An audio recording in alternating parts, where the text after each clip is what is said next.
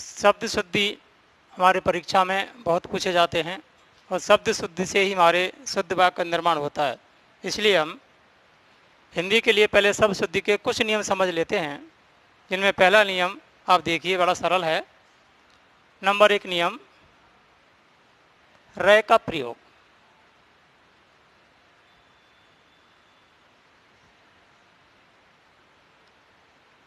रै का हिंदी में प्रयोग हम 3 प्रकार से करते हैं। आपने देखा होगा कि नंबर 1 प्रयोग कभी कभी रा ऊपर लगाया जाता है, नंबर 2 कभी कभी नीचे लगाया जाता है और नंबर 3 कभी कभी इसी को डबल कर देते हैं।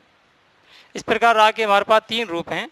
लेकिन हमें समस्या आती है कि कभी कभी शब्द के उच्चारण में हम भूल कर बैठते हैं और रा जहाँ आ जाता है उसके बारे असमंजस में पड़ जाते हैं कि कहाँ पर ऊपर लगेगा, कहाँ पर नीचे लगेगा, कहाँ डबल लगेगा। इसके आप ध्यान रखना। इसके कुछ नियम आपको बता रहा हूँ मैं, और वो विभिन्न परीक्षा में काम देते हैं। परीक्षा चाहे कोई सी लेवल की हो, सब में काम देते हैं।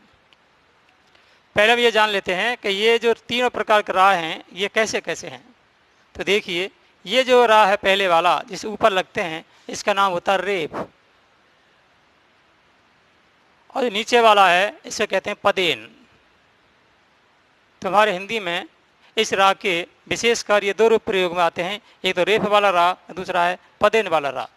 पदेन क्यों कहते हैं, सुनिए कि ये जो राह है नीचे, ये जितने भी अक्षर हैं, विशेषकर ये ट है, ठ है, ड है, इनके नीचे लगाया जाता है, नीचे मतलब पैरों में लगाया जाता है, इसलिए इसका नाम पदेन रखा गया है। अब देखिए, अब आपको मैं रेफ का प्रयोग समझा देता हूँ, ऊपर वाले का। आपको पता है कि हिंदी हमारी उच्चारित भाषा है, इसमें जैसा बोलते हैं वैसे ही लिखा जाता है। शुद्ध बोलेंगे तो शुद्ध लिखेंगे, लेकिन हम क्या करते हैं कि उच्चारण गलत करते हैं और उसी उच्चारण के आधार पर हमारे शब्द भी गलत हो जाते हैं। ध्यान देना, ये ऊपर वाला जो रा है, ये रा, ये जिस वर्ण पर लगता है उससे ठीक पहले उच्चारित होता है।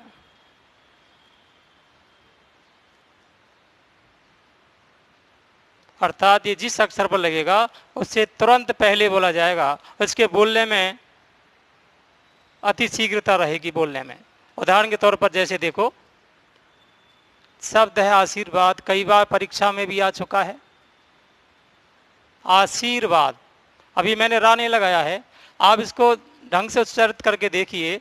आशीर्वाद, तो रा की ध्वनि है, रा की ध्वनि ये यहाँ आ रही है, यहाँ पर सा के बाद और वा से पहले। नियम क्या है कि जहाँ बोलता है उससे ठीक पहले उच्चारित होता है, अर्थात ये रा यहाँ पर उच्चारित हो रहा है वा से पहले, और लगाने के लिए क्या होता है, ये उस अक्षर के ऊपर लगा दिया जाता है।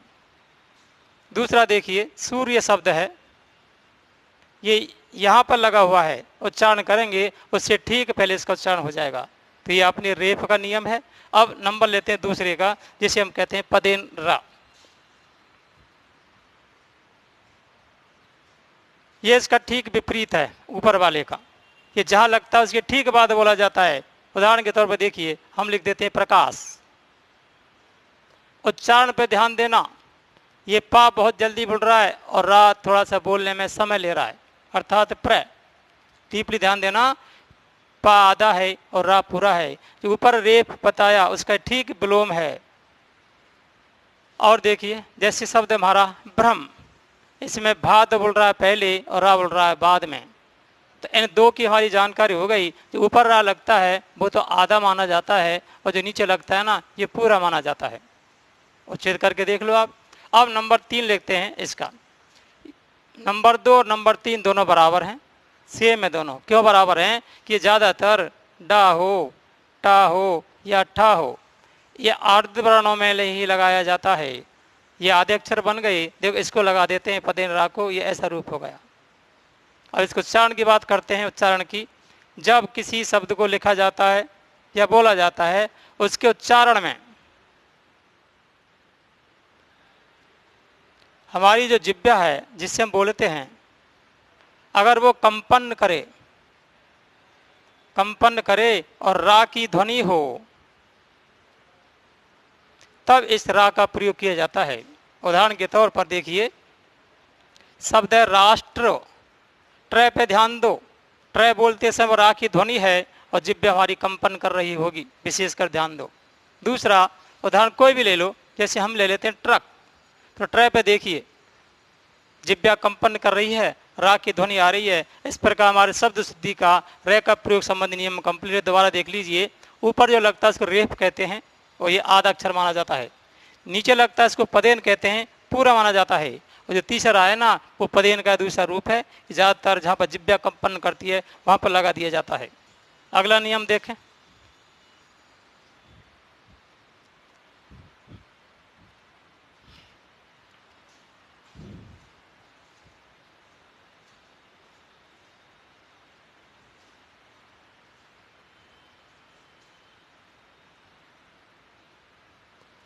ड और ढ, ड और ढ।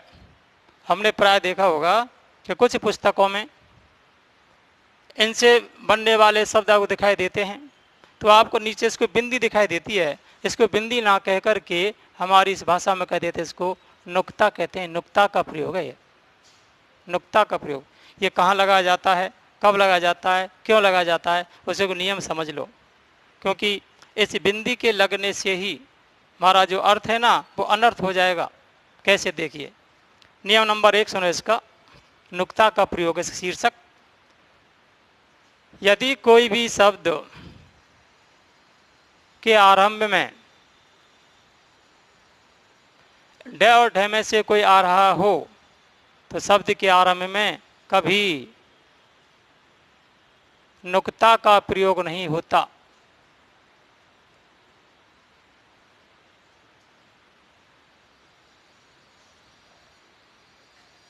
दूसरा नियम, शब्द का मध्य हो या शब्द का अंत हो तो नुक्ता का प्रयोग होता है।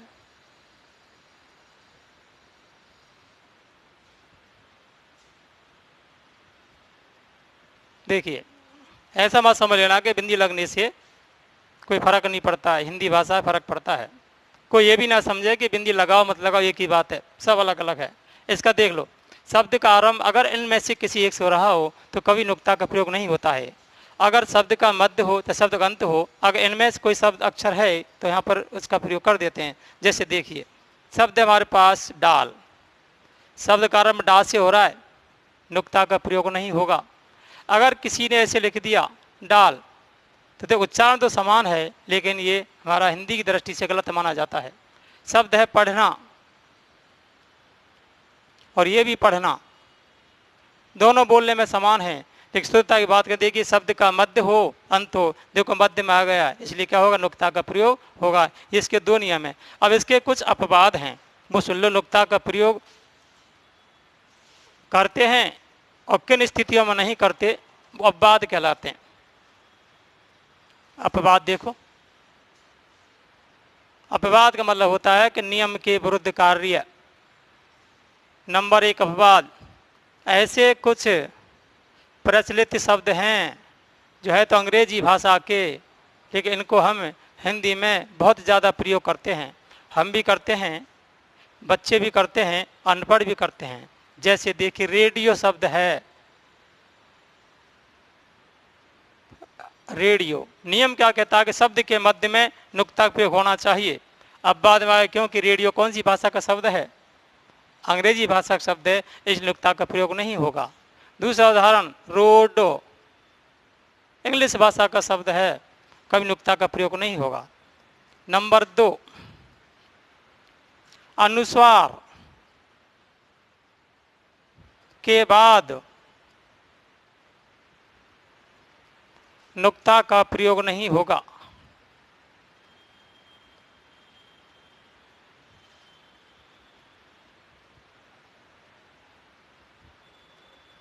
अनुसार जिसे बिंदी कहते हैं। जैसे देखिए, पंडित शब्द है तो हिंदी का शब्द है, बीच में डा आ गया, बिंदी लगनी चाहिए, नुक्ता लगना चाहिए। लेकिन नियम बताया, अनुस्वार के बाद, अनुस्वार है ये, इसके तुरंत बाद क्या, अगर डा आ गया, इसलिए कभी नुक्ता का प्रयोग नहीं किया जाएगा। और इसके अलावा जो बहुत से शब्द हैं, जैसे देखिए ये लिख दो, दंडो, घमंड, बहुत से शब्द बन जाएंगे। अगला बात देखो,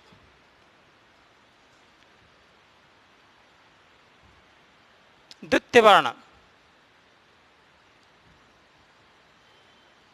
द्वितीय वर्ण में नुक्ता का प्रयोग नहीं होगा।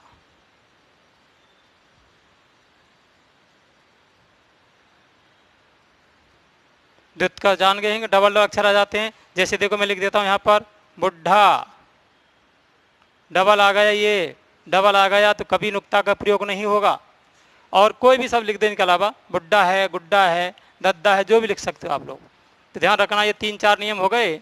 बिंदी लगाओ मत लगाओ ऐसा मत समझ लेना, ये की बात है, लगानी चाहिए, जो नियम आपको बता दिए गए हैं। अगला नियम देखो,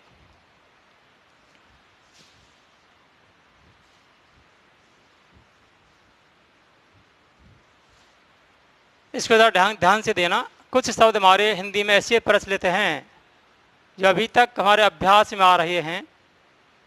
अभ्यास भी कैसा है, वो अभ्यास ऐसा है कि वो गलत है। अधिकतर हम, ये अभी शब्द नहीं बने हैं, ये शब्दांश हैं, इनसे बहुत से शब्द बनेंगे। इनका जो शुद्ध रूप है वो ऐसे होगा, हा आधा और माँ पूरा, इसमें भी हा आधा और ना पूरा, इसमें भी हा आधा और वाह पूरा। इनको हम ऐसे लिख सकते हैं, देखिए ये माँ बन गया, ऐसे बन गया और ऐसे बन गया। ऊपर वाला शुद्ध है, नीचे वाले शुद्ध हैं। इनसे जितने भी शब्द बनेंगे, अगर आपने इनका प्रयोग कर दिया तो सब के सब अशुद्ध माने जाएंगे, और जो नीचे वाले शब्द बनेंगे ना, इनका आपने प्रयोग कर दिया तो शुद्ध माने जाएंगे। कैसे देखो, ये शब्द है चिन्ह। हर क्लास में आपको कहीं ना कहीं लिखा मिल जाता है। एक चिन्ह तो ये लिख दिया और दूसरा ऐसे लिख दिया। व्यवहार में हमारी मैया आ रहा अभी तक, लेकिन ध्यान रखना ये ऊपर वाला ही तो है, ये नीचे वाला है, इसलिए ये तो हमारा कैसे हो जाएगा, गलत हो जाएगा। इसको क्या मान लेंगे हम, शुद्ध मान लेंगे। उदाहरण और देखिए, जैसे आह्वान शब्द है, व्यवहार में ऐसे लिख देते हैं लगभग, जबकि ये ऊपर वाला है इसलिए गलत है। इसका शुद्ध रूप नीचे जो बताया उसके आधार पर हम कर देंगे, आह्वान। ऐसे ब्रह्म लिखते हैं, ये गलत है, ऊपर वाला रूप है, तो इसका शुद्ध क्या होगा, हम नीचे वाला रूप बना देंगे। ऐसे ऐसे बना दो, चाहे ऐसे मिला के लिख दो, एक ही बात है। ये ध्यान रखना, विशेष है, विशेष। इनसे बहुत से शब्द बनते हैं। इनके बोले तो मध्याह्न है, आह्वान है। अगला नियम देखें आप लोग,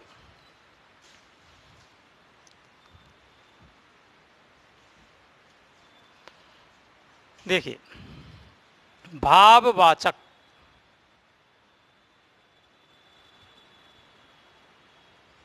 प्रयांत, इनका नियम समझें। कोई भी भाववाचक संज्ञा हो, कोई भी भाववाचक शब्द हो, अगर उनमें हमने और भी एक भाववाचक प्रत्यय लगा दिया तो अशुद्ध माना जाएगा। कैसे, सुनिए,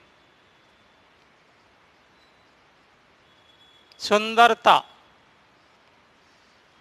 ये सुंदर शब्द अपने आप में भाववाचक है, इसलिए इसमें हमने ता भी जोड़ दिया, भाववाचक प्रयांत हो गया। तो दोनों जब साथ साथ आ जाते हैं तो पूरी तरह से वो गलत मान लिया जाता है। इसका ता हटा दो, शुद्ध हो जाएगा।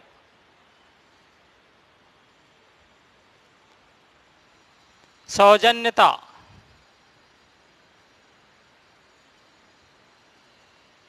सौजन्य अपने आप में भाववाचक है, ता लगा दिया, गलत हो गया, इसको क्या कर देंगे, ता को हटा देंगे।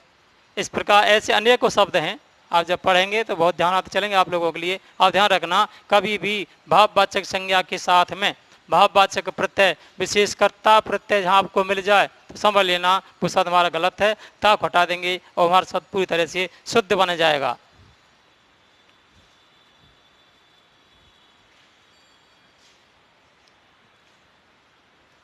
हिंदी भाषा में एक साथ दो प्रत्यय का प्रयोग गलत माना जाता है। दो प्रत्ययों का प्रयोग पूरी तरह से गलत मान लिया जाता है। कैसे देखिए, पूजनीय,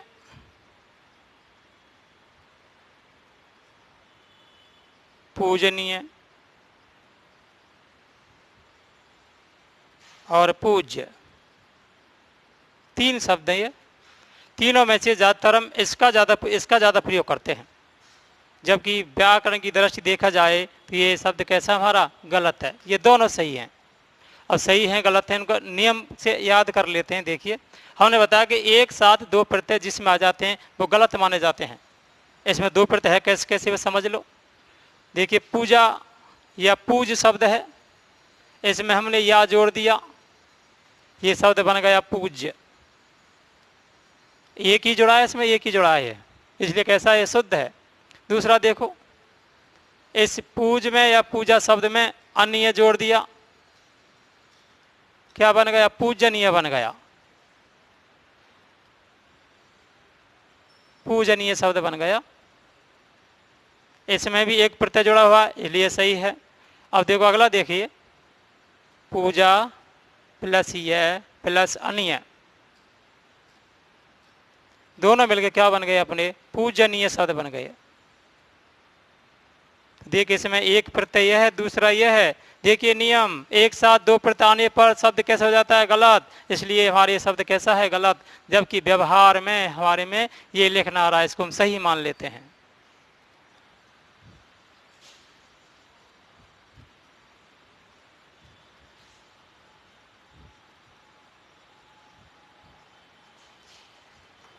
आगे देखिए, से, श और स, इनका प्रयोग देखो, बड़ा अच्छा नियम है ये। पहले जानकारी कर लेते हैं इन अक्षरों के बारे में, उच्चारण की, क्योंकि हमको पता है तीनों सा हैं, लेकिन जब ये किसी शब्द में एक साथ आ जाते हैं, कभी ये कभी ये, कभी ये और कभी ये, तो असमंजस स्थिति हो जाती है। हम पहले कौन सा लिखें, बाद में कौन सा लिखें, इसके कुछ नियम देख लो। पहले उच्चारण की भाषा, ये अपना जो सा है इसको कहते हैं तालु वाला सा, अर्थात तालव्य सा। इसको कहते हैं हम मूर्धा, इसको कहते हैं दंत सा। इनके अलग अलग नाम हैं। उच्चारण के तौर पर देखिए, जो हमारा मुख है उसके अंदर के कई भाग हैं, हमारी जो आवाज़ निकलती है उसको हमारी जिह्वा चेंज करती है, बदल देती है।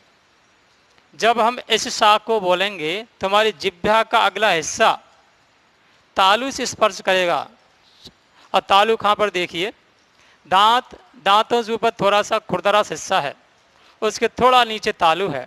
आप बोल के देख लेना, आपकी जिह्वा है स्पर्श करेगी। ये हमारा मूर्धा सा है, इसको बोलेंगे तो ऊपर जो खुरदरा सा हिस्सा हमारे मुँह के अंदर, वहाँ हमारी जिह्वा काम करेगी।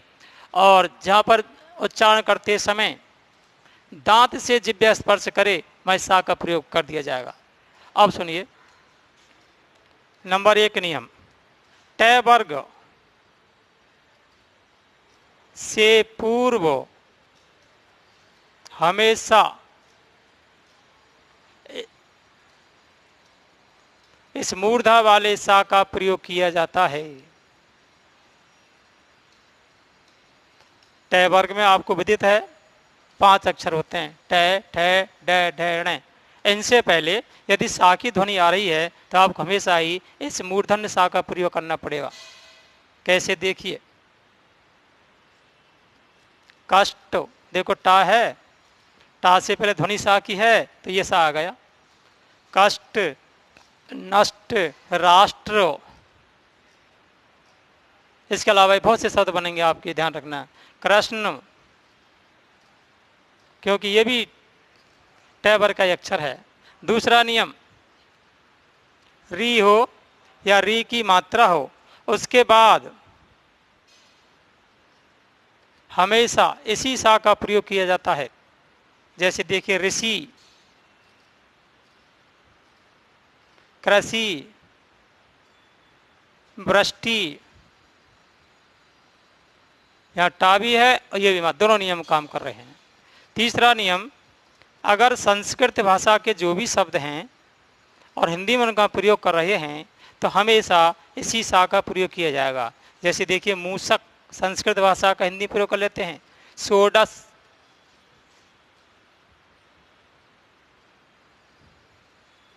अगला नियम देखें आप लोग,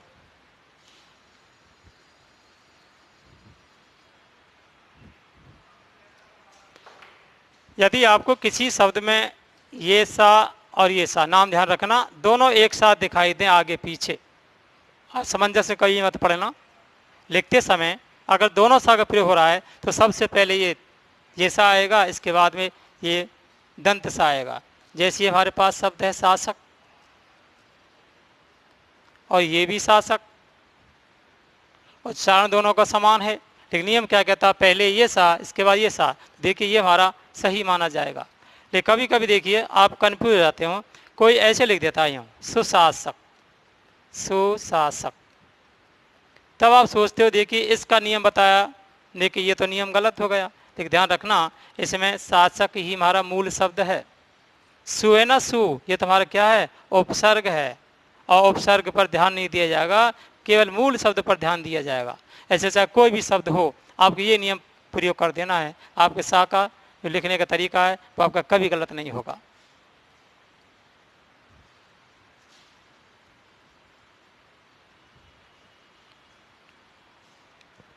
परीक्षा में या शुद्धिकरण में आपको छोटी ई, एक है, यह, ए, आयन, अयन, इनसे संबंधित अधिकतर शब्द शुद्धि के प्रश्न पूछे जाते हैं। और क्यों पूछे जाते हैं कि इनमें बड़ा बदलाव होता है। अब बदलाव का तरीका समझ लो, ये जो 6 प्रत्यय हैं, 6 हैं या 7 हैं, इनके कुछ नियम हैं। इन्हें वैसे हम कहते हैं, ये ज़्यादातर जहाँ लगते हैं ना वो वंश या संतान का बोध कराते हैं, जहाँ लग जाते हैं। कैसे, देखिए ये शब्द है हमारे पास कुंती, कुंती में हमने ए जोड़ दिया, ये कौनते बन गया, कौनते। तो देखिए संतान का बोध करा दिया। लेकिन आपको समस्या कहाँ रही होगी, देखिए यहाँ पर छोटा ऊ है, यहाँ पर अ हो गया। बस यही नियम ध्यान रख लेना, हुआ कैसे। आप इनसे संबंधित कोई भी प्रश्न गलत नहीं होगा। मैं आपको कुछ नियम बता देता हूँ, उनको देखो भाई। पहला नियम इनसे संबंधित, नंबर 1 नियम, कोई भी प्रत्यय हम जोड़ें, मतलब शब्द के अंत में लगाएं या हटाएं, तो अंतिम जो वर्ण होता है, अंतिम वर्ण जो स्वर होता है, अंतिम स्वर 0 मान लेते हैं। 0 मतलब है मात्रा हो या नहीं हो, हमें मात्रा से कोई लेना देना नहीं है, हम उसको बिना मात्रा के मान के चलेंगे, तब इन प्रत्ययों को लगाएंगे। यदि उन्हें मात्रा मान ली तो फिर तुम्हारा गलत हो जाएगा। दूसरा नियम, शब्द का जो आरंभ है अर्थात प्रथम वर्ण,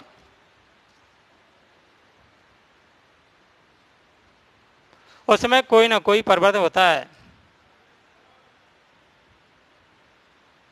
कोई ना कोई परिवर्तन अवश्य होगा। और परिवर्तन कैसे होगा समझ लो, यदि शब्द के आरंभ में आ है और उसमें इनमें से कोई प्रत्यय जोड़ रहे हैं तो हमारा बड़ा आ बन जाएगा।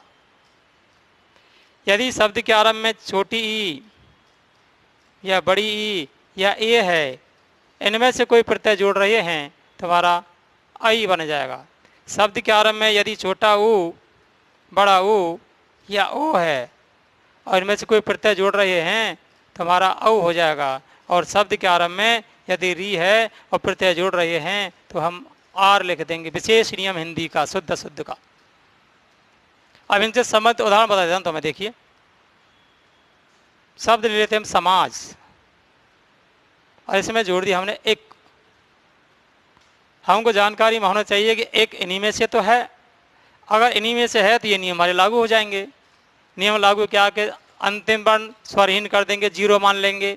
चलो 0 मान लिया, बिना मात्रा का मान लिया। अब आता है शब्द के आरंभ में, शब्द का आरंभ हो रहा है हमारे यहाँ से। यदि शब्द के आरंभ में छोटे आ की मात्रा है तो बड़े आ की हो जाएगी। देखो यहाँ पर छोटे आ की मात्रा है तो नियम क्या कहता है, इस छोटे आ की को बड़ा आ की कर देंगे, बचा कुछ शब्द जैसा का तैसा लिख देंगे, सामाजिक बन गया। अब प्रश्न पूछ लेता है सामाजिक में मूल शब्द कौन सा है, समाज होगा, समाज नहीं होगा, क्योंकि आप यहाँ पर ध्यान देना ये जब हुआ जब छोटे आ की मात्रा होगी। और प्रत्यय कौन सा, एक है। अगला देखिए शब्द हमारे पास नीति, और इसमें हमने एक प्रत्यय ही जोड़ दिया, तो नियम वही काम करेगा, अंतिम अक्षर जीरो मान लेंगे, यहाँ छोटी की मात्रा है इसमें, इसलिए इस मात्रा को हटा देंगे। दूसरा नियम शब्द के आरंभ में परिवर्तन कर देंगे। आप देखिए यहाँ पर बड़ी की मात्रा है, बड़ी की मात्रा तो नियम नंबर 2 लागू, बड़ी की मात्रा तो आई की बन जाएगी। कैसे, देखिए इसके स्थान पर आई की मात्रा, ये हमारा जीरो कर दिया, कोई दिक्कत नहीं, एक को लगा दो, छोटी की मात्रा और का। नीति प्लस नैतिक आपके संधि में भी काम देगा ये। नैतिक में पूछा जाए मूल शब्द कौन सा है, तो नीति निकल के आएगा, और प्रत्यय कौन सा हो जाएगा, एक है। अगला देखिए मधुर प्लस ये, वही नियम काम देगा, इसमें से है, देखो है ये नियम वो है, यहाँ पर छोटे आ की मात्रा है, बड़े आ की हो जाएगी, बीच के अक्षर पर कोई प्रभाव नहीं। मैंने आपको बताया अंतिम अक्षर स्वरहीन कर देंगे, जीरो मान लेंगे, तो रा यहाँ पर मात्रा थी आ की हटा दी गई, आदि रह गई, तो आदि रह गई ना, मैंने बताया था रह के प्रयोग में आधा रा हमेशा ऊपर, ऊपर कहाँ लगेगा, जो शब्द में जोड़ दिया जा रहा है, माधुर्य। ऐसे शब्द है सुंदर प्लस ये बराबर, अब जानकर होगी छोटू की मात्रा यहाँ पर, छोटू की यहाँ भी है। इसके बाद में यह प्रत्यय है, तो यह प्रत्यय ये नियम लागू हो जाएगा, छोटू बड़ा ऊ और ओ की स्थान पर अ हो जाएगा। तो देखिए ये क्या होगा, 100, बीच के अक्षर पर कोई प्रभाव नहीं। ये अंतिम अक्षर हो गया आधा, आधा अक्षर जो रा होता कहाँ लगाया जाता है, आपको सबको जानकारी में ऊपर लगा दिया जाता है, तो सौंदर्य बन गया। इस सौंदर्य मूल शब्द सुंदर, प्रत्यय कौन सा हो जाएगा हमारा, यह प्रत्यय।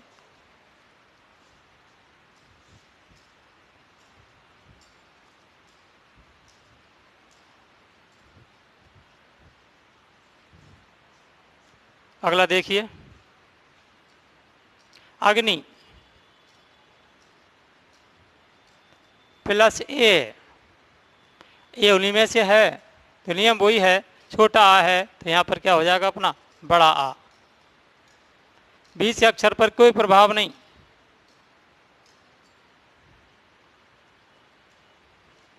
यहाँ तक हो गया, इसको छोटी की मात्रा इसको हटा दी गई, क्यों मैंने बताया जीरो कर देते हैं, इसके बाद में ये मात्रा लगा दो इसकी और यह बना दो, ये आग्नेय बन गया। ऐसे ही राधा प्लस ए, देखिए यहाँ बड़े आ की मात्रा है तो कोई चेंज नहीं होगा, क्योंकि छोटे आ की बड़ा करते हैं तो बड़े आ की तो बड़ा ही रहेगी। राधा क्या बनेगा बताइए, राधे। ठीक है, ये आपको कुछ जानकारी दी गई थी शब्द शुद्धि की, आगे और देखेंगे अगली क्लास में। ठीक है।